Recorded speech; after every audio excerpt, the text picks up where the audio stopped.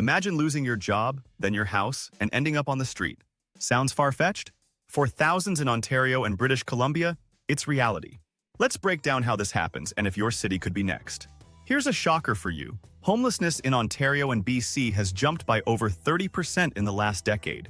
Yeah, you heard that right. These provinces are supposed to be the land of opportunity, right?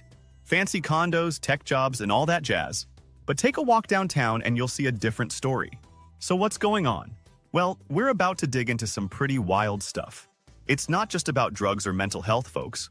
We're talking housing costs that'll make your eyes water, jobs that don't pay the bills, and support systems with more holes than Swiss cheese.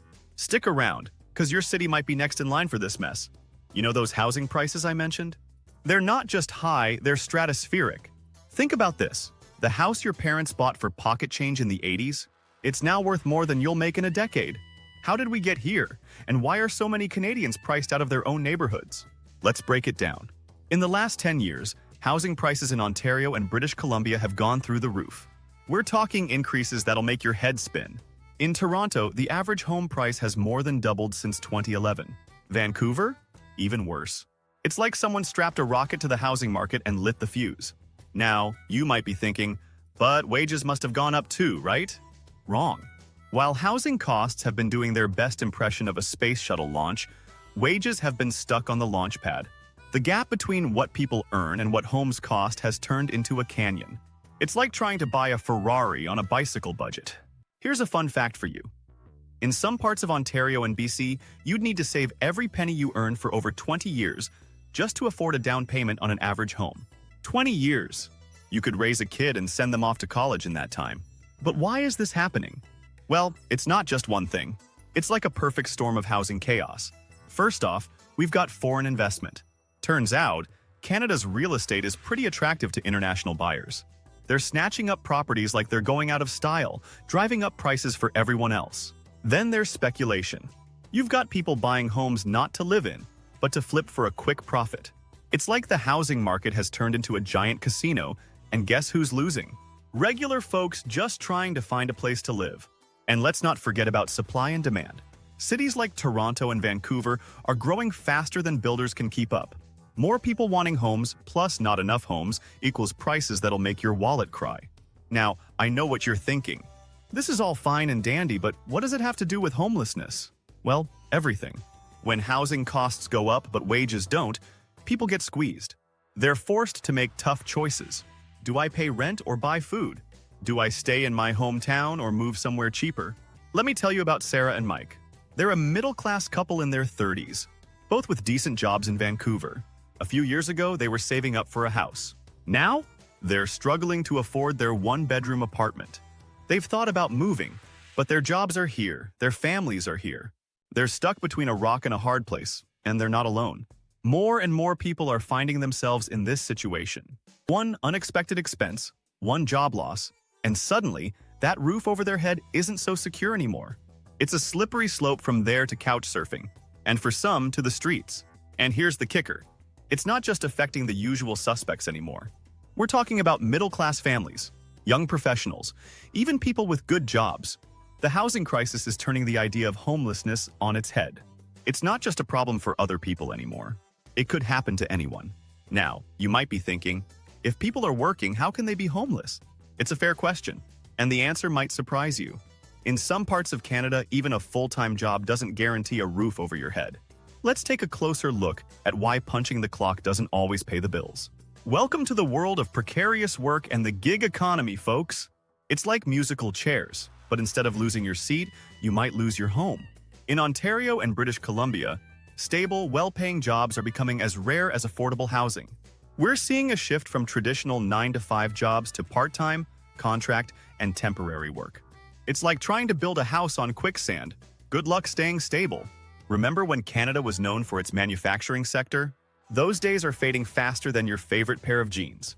In Ontario alone, we've lost over 300,000 manufacturing jobs in the last 15 years. That's a lot of people suddenly finding themselves without the stability they once had. And guess what? Many of those jobs have been replaced by lower-paying service industry gigs. Now, let's talk about the working poor. It's not just a catchy phrase, it's a harsh reality for many Canadians. These are people who have jobs but still can't make ends meet. They're the ones serving your coffee, stocking shelves, or delivering your packages. They're working hard, but they're one missed paycheck away from losing it all. Here's a fun fact that's not so fun. In Toronto, the minimum wage is $15.50 per hour. Sounds okay, right? Well, hold on to your hats. The living wage, that's what you actually need to afford basic necessities, is estimated at $23.50 per hour. That's a gap bigger than the one in your uncle's smile after Thanksgiving dinner. Vancouver? Even worse. The minimum wage there is $15.65, but the living wage is a whopping $24.08. It's like trying to fill a bathtub with a teaspoon. You're never going to catch up. But surely, if you're working, you're not homeless, right? Wrong. In Toronto, a survey found that about 10% of people in homeless shelters had some form of employment. That's right. They're working and still can't afford a place to live. Some are even living in their cars, turning their Honda Civics into makeshift bedrooms. It's like camping, but without the marshmallows and with a lot more despair. And it's not just in the big cities. This problem is spreading faster than gossip in a small town. Even in smaller communities across Ontario and BC, people are finding that their paychecks just don't stretch far enough. It's like trying to cover a king-size bed with a twin sheet. Something's going to be left out in the cold. So what does this all mean? It means that the old rules don't apply anymore. Having a job doesn't automatically equal having a home. It's a new, scary reality that's catching a lot of people off guard. And the worst part? It could happen to anyone. Your neighbor, your friend, maybe even you. You'd think with all these people struggling, there'd be a foolproof system to help, right? Wrong. The very programs meant to prevent homelessness might actually be making things worse. How's that for a plot twist? Let's talk about mental health and addiction services in Ontario and British Columbia. You'd expect these to be top-notch, given how much we hear about them. But here's the reality, they're more like a game of whack-a-mole. For every problem they solve, two more pop up. In Ontario, wait times for mental health services can stretch longer than a Canadian winter. We're talking months, sometimes even years. And in BC, it's not much better. People are literally sleeping on the streets while waiting for a bed in a treatment center. It's like trying to put out a house fire with a water pistol. Now, let's chat about the foster care system. You know, the one that's supposed to give kids a fighting chance? Well, it's more like a revolving door to homelessness. In Ontario, about 40% of youth leaving foster care end up homeless within a year. That's not a typo, folks. 40%. It's like we're training the next generation of homeless people. And don't even get me started on what happens when people get out of jail. You'd think there'd be a solid plan to help them reintegrate, right? Nope. Many end up on the streets, with no job, no home, and a criminal record that scares off potential employers faster than a skunk at a garden party. But wait, there's more. Remember when governments used to build affordable housing? Yeah, those were the days. Now, it's all about budget cuts and efficiency. In the last decade, both Ontario and BC have seen massive cuts to social housing programs. It's like trying to solve a housing crisis by demolishing houses. Makes perfect sense, right? And let's not forget about disability support. You'd think if someone can't work due to a disability, they'd at least get enough to live on. Think again. In Ontario, the maximum monthly payment for a single person on disability is about $1,160. Try living on that in Toronto. It's like trying to fill a swimming pool with a teaspoon. Want to hear a real-life example of how bad it can get? Meet John. He was a successful IT guy in Vancouver until he got diagnosed with bipolar disorder. He lost his job, couldn't afford his meds, and ended up on the street. He tried to get help, but the waiting lists were longer than the line at a Tim Hortons during roll-up season. Last I heard, he was still bouncing between shelters and park benches. So, what does all this mean? It means our safety net has more holes than a slice of Swiss cheese. People aren't just falling through the cracks, they're plummeting through canyons. And the worst part? It could happen to anyone.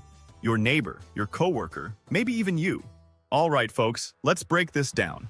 We've got skyrocketing housing prices, jobs that don't pay enough, and support systems that are about as useful as a chocolate teapot. It's a perfect storm, and it's turning homelessness from a fringe issue into something that could affect any of us.